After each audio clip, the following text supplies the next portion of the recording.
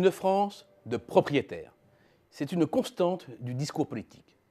Ce leitmotiv, à droite comme à gauche, est la priorité de la politique du logement depuis l'après-guerre. Et les résultats sont là.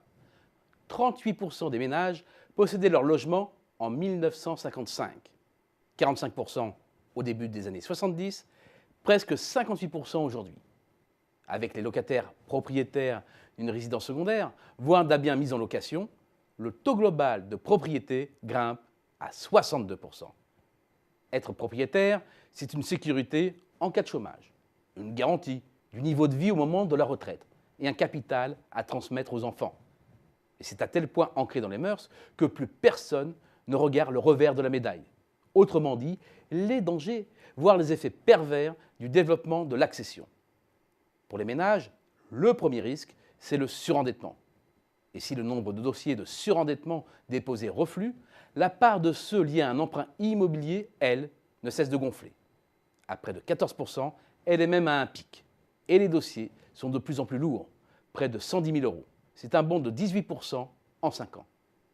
En clair, au moindre accident de la vie, divorce, perte d'emploi, maladie, l'accession à la propriété peut devenir un piège et non un statut protecteur. Deuxième écueil, le lien entre propriété et mobilité professionnelle. C'est un fait. Les propriétaires occupants sont bien moins mobiles que les locataires.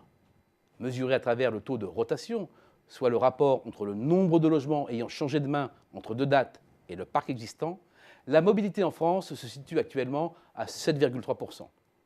Mais c'est le grand écart entre les locataires, où ce taux atteint près de 18% dans le parc locatif privé, 9% dans le parc locatif social et 3% seulement pour les propriétaires. Bien entendu, la relation de cause à effet doit être nuancée. Le taux de mobilité décroît avec l'âge. Or, les propriétaires sont en moyenne plus âgés que les locataires. De même, la décision de devenir propriétaire, tout comme les moyens de financement consentis par les banques pour le devenir, dépendent notamment de la stabilité professionnelle et familiale anticipée.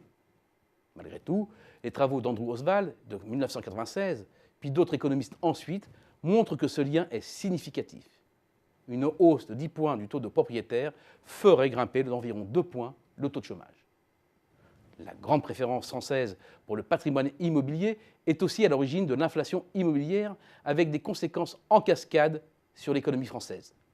D'abord, cela pèse directement et indirectement sur les coûts des entreprises, notamment parce que le prix du logement se répercute sur les salaires. D'après les calculs de Patrick Artus, un doublement des prix de l'immobilier se traduirait par une hausse de 6% des salaires. Sur la base de cette hypothèse, CO Rexecode estime qu'entre un tiers et un quart de la différence des coûts salariaux entre la France et l'Allemagne sur la période 1998-2007, soit au plus fort de la flambée immobilière, est imputable à l'immobilier. Et c'est sans compter sur les coûts cachés liés à l'éloignement entre domicile et travail. Plus d'un actif sur 3 se déclare toujours fatigué après une journée de travail.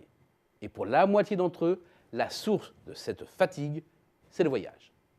Autre source de perte d'efficacité, le mauvais fléchage de l'épargne exerce un effet d'éviction. Pour faire bref, les Français, malades de la pierre, orientent leur épargne vers l'immobilier plutôt que vers le financement des entreprises, ce qui revient à délaisser les investissements productifs, ceux qui préparent l'avenir. À force de se concentrer sur les seules vertus de la propriété, on en oublie un peu vite ses effets pervers.